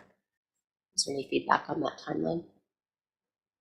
That's fine. It's just if there's no decisions made in those jurisdictions, do you want us to just bring a staff report back saying there's been no decisions made in that jurisdiction? An update on it in March would be helpful, even if it's that the decision's being made in April. But I anticipate that you and I will both learn something in the next week at those 2 meetings, so between staff and leadership. So a motion for a staff report to come back to us that kind of encompasses those different municipalities and what their current plans are if they have a solid plan with a solid date. If I can get a seconder, please. Seconded, and questions or comments on the motion for staff to report back formally on that?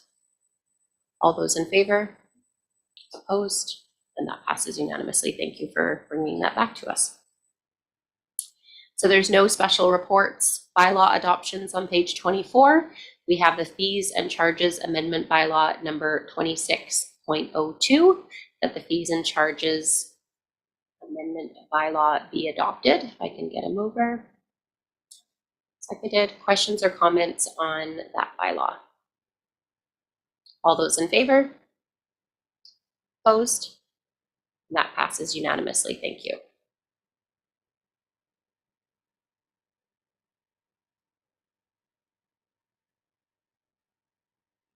We have under new business on page 27, the council conference and travel policy CCL-003.02, that the council policy on page 27 for conferences and travel policy be approved as amended to provide further clarity on the types of conferences council members may attend each year and the consistency in the administration of those travel funds. If I can get a motion to approve the policy. Moved, and a seconder. Seconder, open for questions or comments on that policy. I think we have Councillor Blacklock and then Councillor Mayer, please. My only question is, I noticed within the policy, it states that every councillor is eligible to attend FCM twice in their term. And my question is, what if you had more than 2 people the last year of the term who wanted to go? What would we do? Over to CEO for clarification. Yeah, thank you. So there's no limit on the number of people that can go to any FCM. If council wanted to all go to one FCM specifically, that wouldn't be an issue. Each individual councillor is limited to going to 2 FCMs unless they receive additional permission from council to attend. Thanks for that clarification. So it's more that permission would need to be granted if there was a 3rd or 4th for any member of council. And I'll just add that this is up for council discussion. It's your policy to put in there. Administration's brought this recommendation in the past, and that wasn't supported at that time. So Yeah, I just know from experience in other professions that conferences, national conferences, move around the country, and some destinations are more popular than others. Yeah, FCM is one of the most costly, obviously, for us to attend. So putting a limit on that one did seem to make the most sense. And there is still the option of coming to council with the rationale of why it's important to attend a 3rd or 4th. Councillor Grant. Yeah, thanks. So one thing I noticed at conferences in the last year of a term, and certain times there's those that have made it very clear that they're not going to run again, and yet they go to the conference. Is there any way to mitigate that? Because really they're just taking off. I think that the going to 2 is somewhat meant to mitigate that, so people can kind of plan their term. And if they didn't go to any and they go to the last one, that's a bit of a morality issue. But I think to say that people may not know whether they're running or not, so it gets a little bit hard to, I don't want to say babysit, but to be a judge of that. So the 2 is kind of a good number for that. That's just my personal view on it.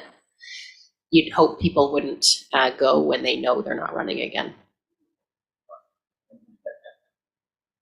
Anyhow, Councillor Mayer. It's a little bit of a nerdy question. I know the province's policy for vehicles for mileage is, I think if it's over 150 kilometers, it's actually more economical to rent. And there isn't anything like that there's no provision really for rental vehicle actually that I see in here. So no, so I would we like to add a provision for rental vehicle, or is it just better to leave it as is? no, let me take a look. So reimbursement for rental car travel, is that an approved expense or an unapproved expense? We can take a look at the policy now, because we have as council used rental vehicles before to travel to the conference, especially when we're all carpooling. So I don't think that would be a excluded expense. We did do that about a year and a half ago, and it worked well. Let me look. I just mostly wanted to make sure there's a provision for it because I do think there are cases where it makes sense.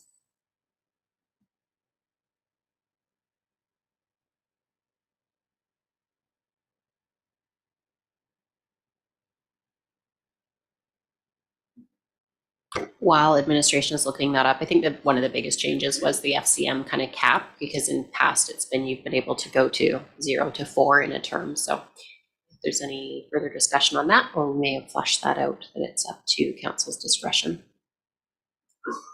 2 and under. Councillor Grant. I'm looking at our the meal allotment that you give for when there's not something included in the conferences. And when I went to Toronto, you pull into a hotel at 1 o'clock in the morning, you wake up. I have no idea where, I don't know Toronto from the back of my hand. I could walk for 9 miles to find breakfast. You're stuck at the hotel and it's $30. So how accurate are those numbers, and can they be changed if we need to? I mean, I don't like to go to $30 breakfasts every day, but sometimes you just have no choice. Just addressing the first question, so the travel expenses 5.08A, the town shall pay for the most economical and practical means of traveling from one point to another. So if rental becomes that, then rental would be approved. We pulled the values for the breakfast, lunch, and dinner from the federal government. There are other numbers out there. It works out to about the same per day, but it takes away the value of the dinner and puts it into the other meals. So your per day ends up to be about the same.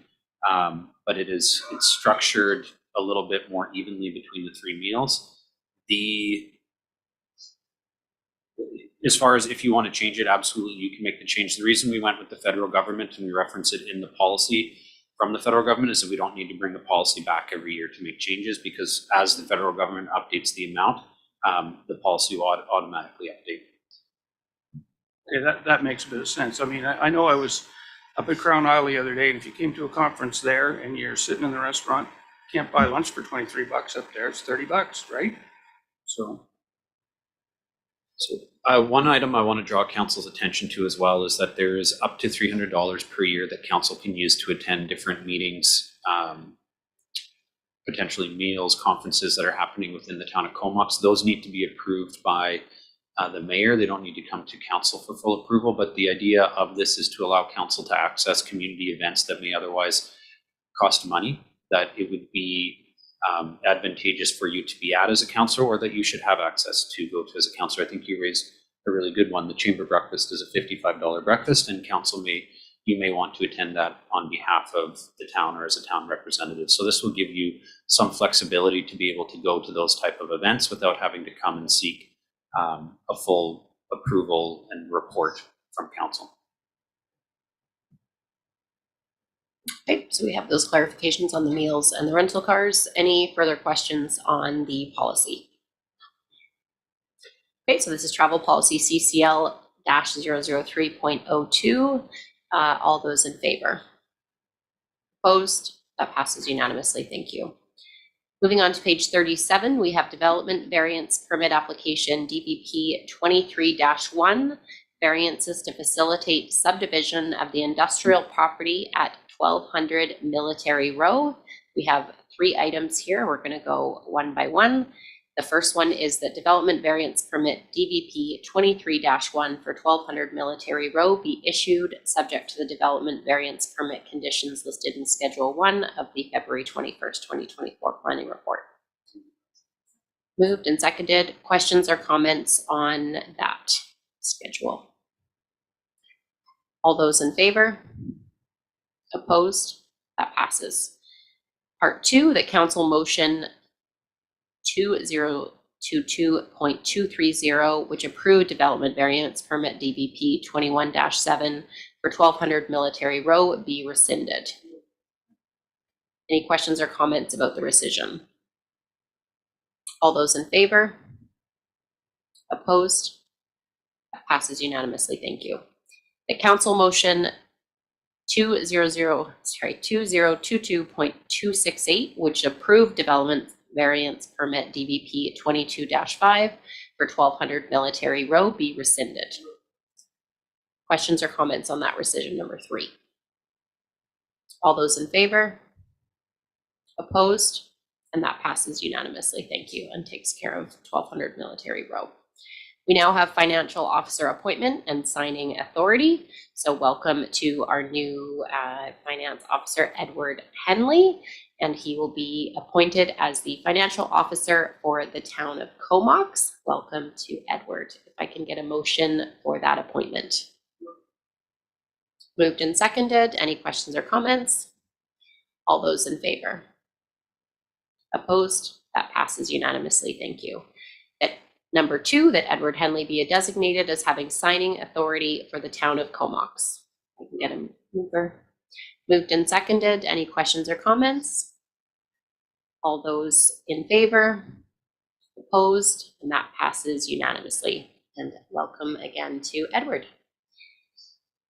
Page 63 has been removed, so we're skipping over 1638 Robb Avenue and moving on to page 69, Planning Report PR 24-3 for application to UBCM Active Transportation Planning Program and applying for a grant to endorse submission of a $20,000 application to UBCM for Active Transportation Planning Program. If I can get a motion.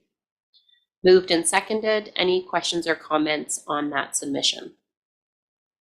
All those in favor? Opposed? That passes unanimously. Thank you. And that part 2, council support the town of Comox utilizing the grant and providing overall grant management if the funding application is successful. Perfect. And if we can just use our mics for the moving and seconding if possible. And any questions or comments on part 2? All those in favor? Opposed? That passes unanimously. Thank you. Moving on to page 85, we have Planning Report PR 23-29, Delegation of Minor DBPs to Staff, and we have 6 parts on this one. That Comox Planning Procedural Amendment Bylaw number 1780.15 be given first reading. Moved and seconded. Any questions or comments on that? All those in favor? That Comox Planning Procedure Amendment Bylaw number 1780.15 be given second reading. Second. Thank you for using the mics. Any questions or comments? All those in favor? Opposed? That passes unanimously. Thank you. Third reading. Third reading's been moved, and a seconder, please. Second. Second. Any questions or comments on third reading? All those in favor? Opposed? That passes unanimously. Thank you. And we have that Comox Zoning Amendment Bylaw number 1850.40 be given first reading. And a seconder, please. Second. Any questions or comments? All those in favor? And that Comox Zoning Amendment Bylaw number 1850.40 be given second reading. And seconder. Second. And all those in favor? That passes unanimously. Thank you. And number 6 for third reading for 1850.40 for third reading. Second. Moved and seconded. Any questions or comments on third reading? All those in favor? Opposed? That passes unanimously and takes care of the delegation of minor DPPs to staff. Thank you very much. Moving on to page 96, Planning Report PR 23-30 for the Home Energy Navigator Program, that the town of Comox contribute $26,000 to the Home Energy Navigation or HEN program in collaboration with the CBRD, Comox First Nation, and City of Courtenay. This came to council last meeting, and this is where we had the questions back on if there was some cost sharing, income considerations, etc. And I believe all of those questions came back as no. And since that time, they have launched the program and are waiting to find out if Comox will be joining with the 26,000. So any comments on the HEN program and Comox participating with $26,000? Councillor Haslett and Councillor Swift. Thank you. I stand by what I said in our last meeting with respect to this. I think it does come down to, and we did receive an email from one of our residents who said, we need to start looking at these things as wants versus needs. $26,000 for 61 homes, to me, just doesn't make a lot of sense. I think that the homeowner should be able to go and find the information that they need. And with that being said, I'm going to vote against Town Comox getting into this. Councillor Swift, and then Councillor Blacklock. Thank you. I was disappointed that the 50-50 arrangement was not workable, because I think it shows some alignment with some of the priorities that we've identified. But I just Googled energy rebates myself this afternoon, and all kinds of information comes up, and it doesn't look like it would be impossible to do yourself if you were so inclined. And I believe this could be a bit short on metrics. It's not going to be a priority for a low-income family. They're not going to have the money to implement energy efficiency in their home, would be my guess. And I would be surprised if it was enough of an incentive to tip the balance for any others to take part. So you're going to be funding people that are already of the mindset that they're going to go ahead with this anyway. And if they can Google it themselves and do it, I don't think that we can easily quantify the benefit for the entire community with this program. I think for the homeowner, it has some direct benefits and some measurable outcomes. But for the remainder of the community, it's a bit of a guessing game. So I don't think it's the highest and best use of our taxpayers' money, but people that are going to improve their energy efficiency are going to do it anyway. So I'm not in support of this at this time, but I do know that the other jurisdictions are, and this is a pilot program, so I would be happy to look at this again in a year and reassess it and see what the uptake is and get the feedback from the other jurisdictions. Thanks for those comments, Councillor Swift. Councillor Blacklock. Yeah, I would echo Councillor Swift on this one. If you design a series of rebate programs from various levels of government and trying to motivate behavior to get people to switch to heat pumps and more energy efficient, less GHG gas emitting ways of heating their houses, it seems to me that if you design those programs at those levels of government and then go to the municipalities and say, we need a navigator program to help people coordinate these myriad of programs for rebates, it seems backwards to me that you would fund a navigator program rather than fix the rebate programs themselves so that they make sense for people. I don't support this, but I do like the idea that it can come back to us in a year. We can talk to people who go through this process and ask them if it actually helps. Because like Maureen said, or Councillor Swift said, if you're going to do this to your home and you're going to pay for an energy audit and you're going to upgrade to a heat pump and you're going to do all that anyway. So I will not support this motion. Thank you. Thanks for the comments. And there is no motions. There's a staff recommendation and then an alternate recommendation not to support the program this year. So we have different options with none on the floor at the moment. Councillor Mayer.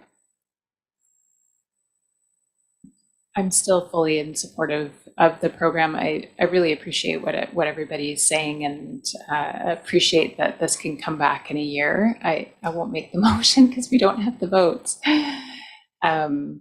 So I look forward to hearing how it goes as a pilot project and maybe next year. Thanks for those comments. And yeah, I think if there was a more broad, more than 61 houses or a direct impact to the cost on some of these retrofits, we definitely want to see it would be an easier decision forward. So if Councillor Grant. I'm just wondering, are you looking for us to make a motion on alternative 2, which is to not contribute at this time, or can we just leave it? We would need a motion. So if you'd like to make the motion alternative 2. And if, so alternative 2 to not participate at this time, if I can get a seconder. Second, any questions or comments? Just a quick question. Would we be able to check back in with the CVRD after 12 months, or should that be built into the motion on how the program success has been? Or how I successful the think program's putting been? that into motion would be a good idea. If you can use your mic, please, Councillor Grant, that would be great. If you want an amendment that says we'll check with the RD after 1 year to see how the program's going, I'd be happy to have that as an amendment.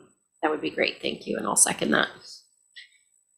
So voting on the amendment to add just the caveat that we check in with the CVRD on that program after 12 months to see what some of the metrics have been with the program. All those in favor of the amendment? Opposed? So one opposed to the amendment. And all those in favor of the motion to not participate at this time? And opposed? And that motion passes. So we will check back with that program in 1 year. On page 100, we have Planning Report PR 24-2, the application to UBCM Development Approvals Program, that Council endorse submission of a grant application to UBCM Local Government Development Approvals Program for up to $150,000 in grant funding. We can get a motion. Second. Moved and seconded. Any questions on that application? All those in favor? Opposed? And that passes. Thank you. And second, that council support the town of Comox utilizing the grant and providing overall grant management if the funding application is successful. Moved. It's been moved and seconded. Any questions or comments on that? All those in favor? Opposed? And that passes. We're on a pretty big roll with grant funding money coming in, so good luck with that additional application. Moving on to page 104, we have Planning Report BE 23-1, the boundary extension application for the Torrance Road properties, that the town of Comox staff be authorized to refer to internal and external department agencies for comment and submission to the province of a boundary extension application at Knoll Avenue, Torrance Road, and King Road for the following properties. And then there is the 3 properties listed. Just to confirm, do we need to move each of these individually, or can we move the 3 together? Together. They can go together. Move It's a 1, nice 2, and change. 3. So those have been moved 1, 2, and 3 by Councillor Grant and seconded. And questions or comments from council on this boundary road extension? Councillor Swift. Thank you. A similar proposition happened some years ago, and then I think it got withdrawn. So what I'm just curious about is, do we have any idea of the timeline for this? Over to CAO Wall or Director Commence? Typically, they would take, I would assume it would take about 6 months to get back to us in terms of once we do the referrals and send them off to the province. The province does a referral to Ministry of Transportation, and we can have some comments back and forth, but it's a pretty straightforward one. So I'd say within 6 months. And then council would have to decide whether or not to proceed with boundary extension. And then we do the petition.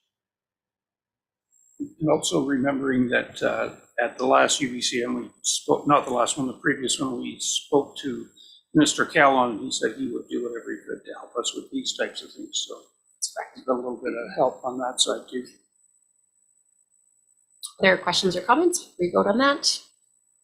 Councillor Blacklock. It's great to see we're upholding the regional growth strategy, and this is part of, course, Settlement Expansion Area A, which includes actually all the properties to the south as well, but we'll get to them later, I suppose. At this point, I'm happy to support sending this off to the province for necessary review and approval. Thank you. Yeah, I think it's in an ideal location to be brought in with services all around it and being so very close to our downtown. Other questions or comments before we vote on that boundary extension going to the province? All those in favor? Opposed? And that passes unanimously. Thank you. And I just have to find my place.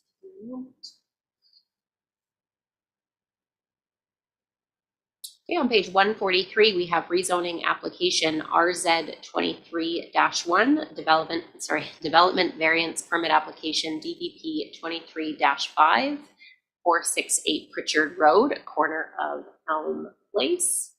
And we have that in accordance with section 467 of the Local Government Act, notices be issued of council concurrent consideration of proposed Comox zoning amendment bylaw 2021 and development variance permit 23-5. I'll move that.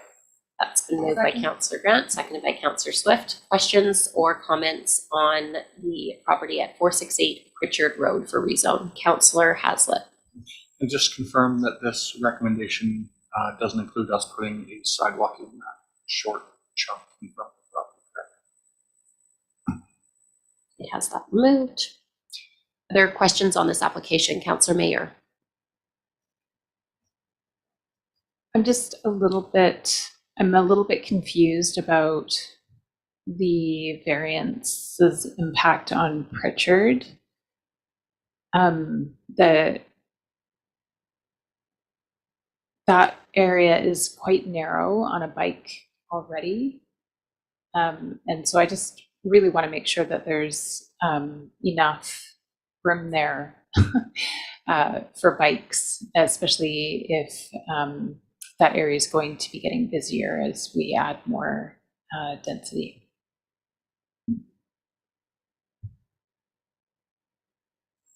Okay, staff for that question on Pritchard. Thanks. Like, I'll send it back to Director Clemens, but I believe in this area it would be a shared bike and vehicle travel lane. We currently have the width for the bike lane or for share. So it's just a matter of, we currently have the width, the road width and the pavement width for a bike lane or a shared lane. So there is essentially, if you want a bike lane, we paint it. And does that include if you have the vehicles taking up a parking spot? I believe there's no parking on Pritchard. Thank you. Oh, sorry, your question was about Pritchard or Elm? It's about Pritchard. It is shared right now, and it's not a very fun section if you have young kids riding along there. So we have, just to get clear in my mind, because I was looking at the wrong street, we do have the road width required to provide a dedicated bike lane there, should we want. Correct. Shared, a dedicated bike lane on both sides or one?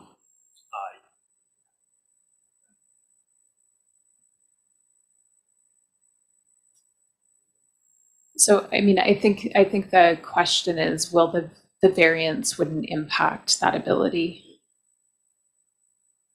The variance removes the sidewalk, curb, and gutter. Are we getting, and I apologize, I was looking at the road dedication on Elm. We are not in this variance giving up any road dedication that we would otherwise require across Pritchard, correct? Correct. So we would have, the variance doesn't impact the amount of road dedication we will get along Pritchard, so it couldn't impact whether or not a bike lane could be provided. So again, we don't know right now if there's enough space for bike lanes on both sides, but this DVP won't impact that anyway. other questions or comments for the rezone application at 468 Pritchard? Councillor Mayer. Sorry, one other question. I just wonder, is there any chance that this would actually move faster for them if we waited until the new legislation came in? Like, will this actually be a slower process? It's going to need to go through the subdivision process anyway, regardless of the changes from the provincial government, so no.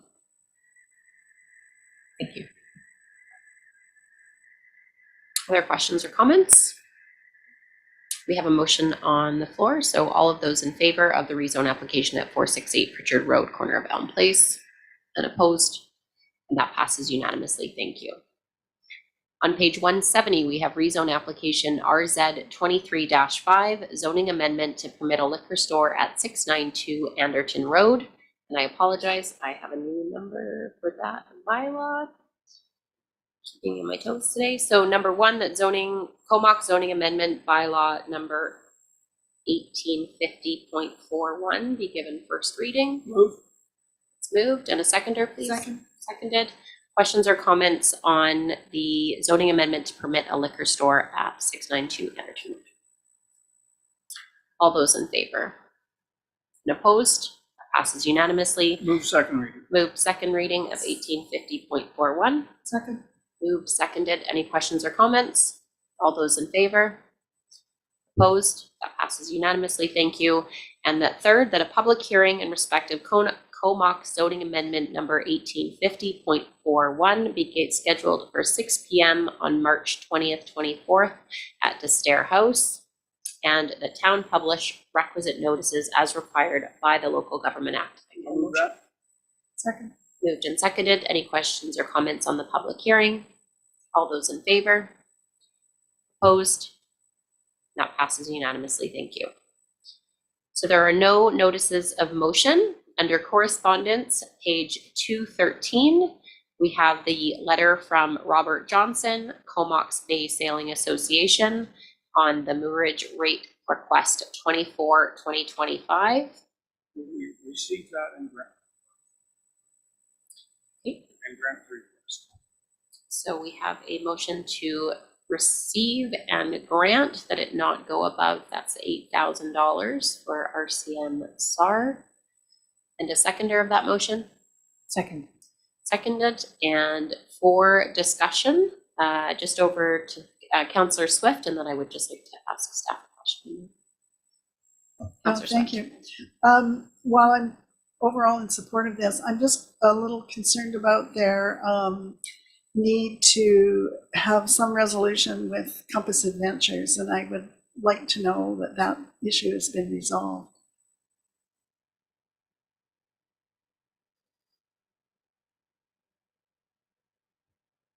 Over to staff if there's any update on that with.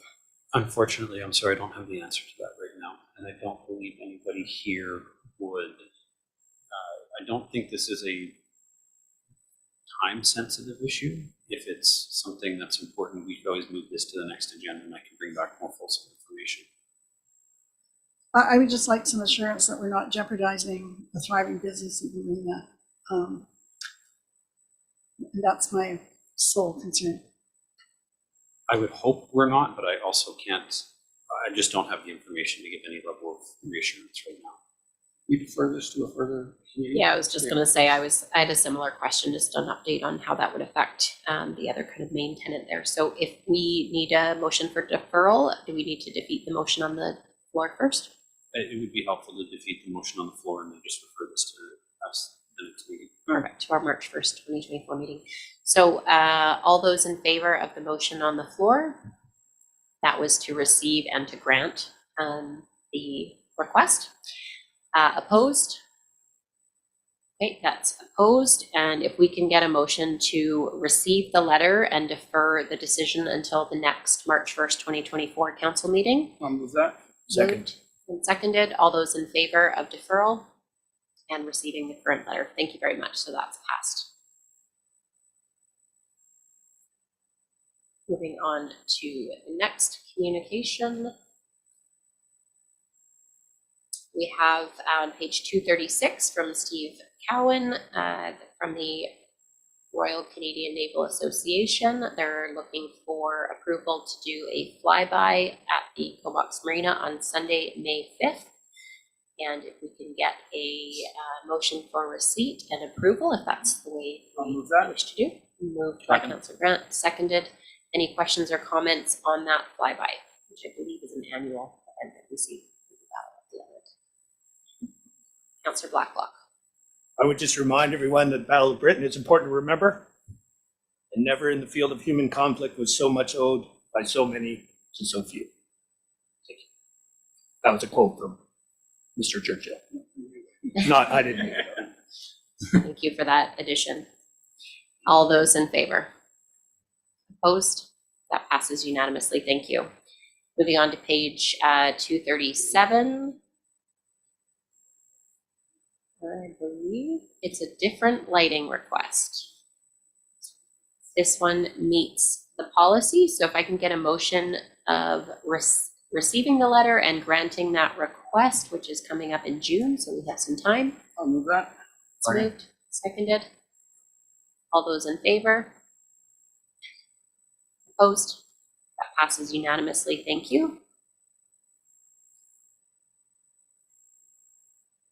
And we have no late items, reports from members of council. We'll just go around the table, and if there's any education items or things that are important and pertinent for council to know, otherwise we won't go through the list of things we've all attended. We'll go for Councillor Blacklock, please. In the last 2 weeks, I have attended nothing of immense consequence to the Comox Town Council. Thank you. Councillor Swift. Thank you. Our CAO and myself attended the cadet open house, I guess, with council, and the kids came and they had lots of good questions for us, and it was really interesting. And at that meeting, I was told the cadet camp was not going ahead this year, and then I got a subsequent email to say that it was. So if you have heard that it isn't, it is. Where is it? Thank you for that update. Councillor Haslett.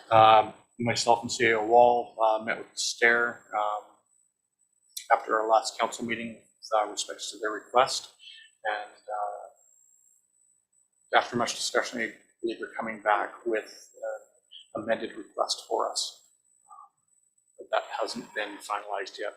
I believe they're bringing it shortly. Perfect. Thank you for having that meeting, and we'll look forward to their update. Councillor Grant, then Councillor Mayor, please. Yeah, I attended the RD meeting, sports, water, sewer, regional parks.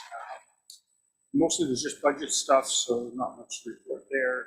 Sports, we kicked around the soccer pitch again, and turned out that had we wanted to pass this finally at the last minute, we had to get our request to be able to increase the amount we can charge each person by the 11th, and the meeting was on the 12th, so we missed it.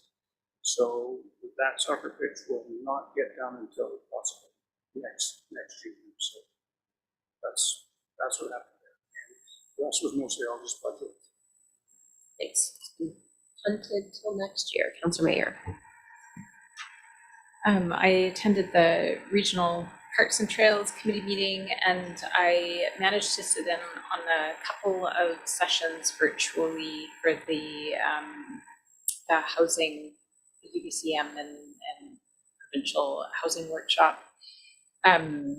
The sessions that I sat in on were interesting, but I don't have anything conclusive, unfortunately, to report back, other than some curiosity about regional versus local, just some of the maybe governance, a little bit of the certainly around communication when we're doing housing in the Comox Valley with all of these changes coming up. So I think there could be some opportunities for us to be a little bit more coordinated, I think is what I'm getting at. That's it. Thanks. Thank you very much, everyone. Just really quickly, we had our federal announcement down in Victoria for Comox being one of the 3 municipalities getting the Housing Accelerator Fund from the province. So I was down there with Mayor Dahl from Campbell River, and that was kind of an exciting day. Still learning about what that looks like over the next 3 years. It looks like we'll be getting our first payment relatively soon. And that's going to go to really building capacity in our planning department for the different changes that are coming from the province. So with the provincial money of, I think, $235,000, we're getting $5.4 million into our planning to work through an action plan that our staff has been working very hard at. So thank you to that.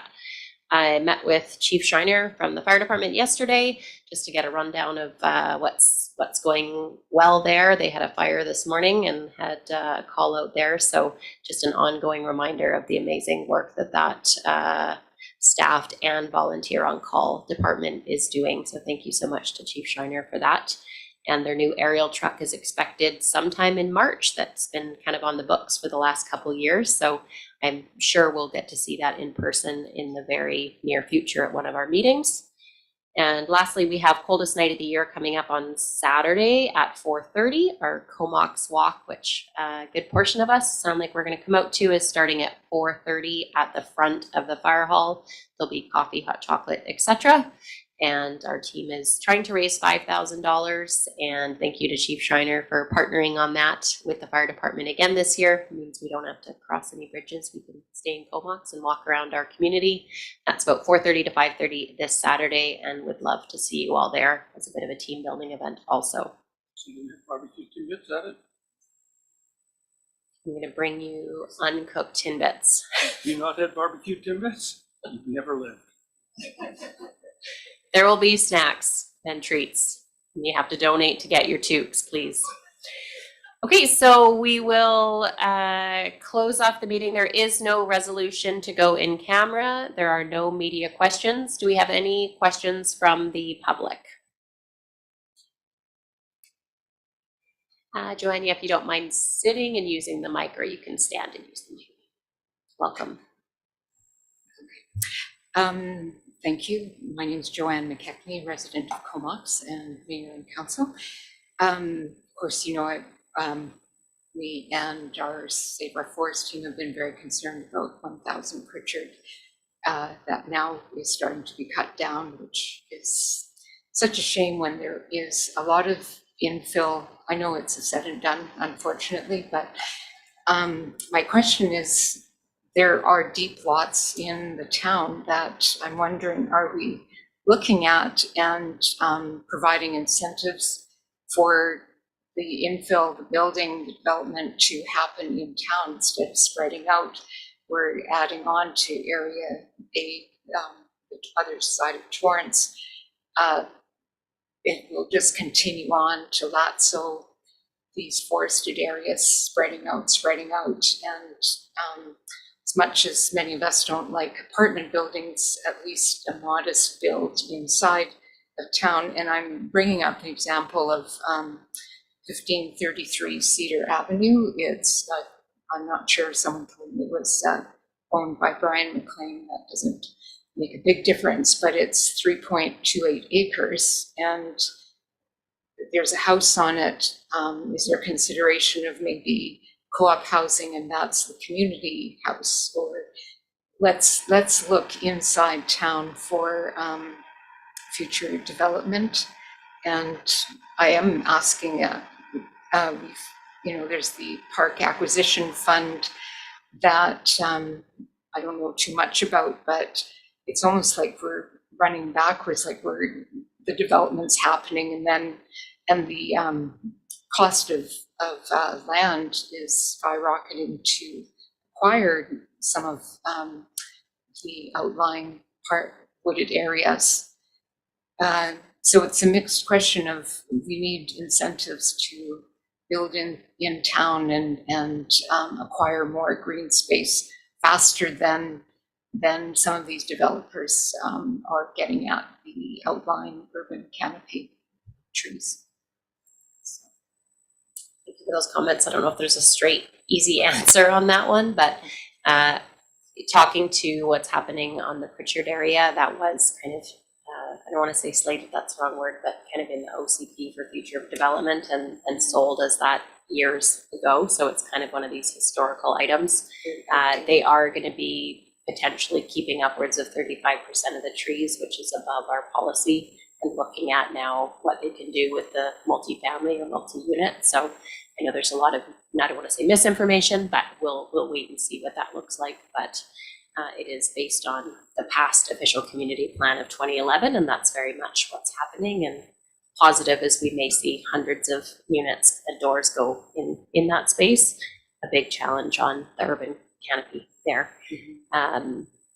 The town of Comox itself is not in the business of housing, so incentivize builders to cut lots off or redevelop and subdivide is mostly just in the market. So it's normally profitable too, but not everybody wants to subdivide their property. So that's somewhat out of our control.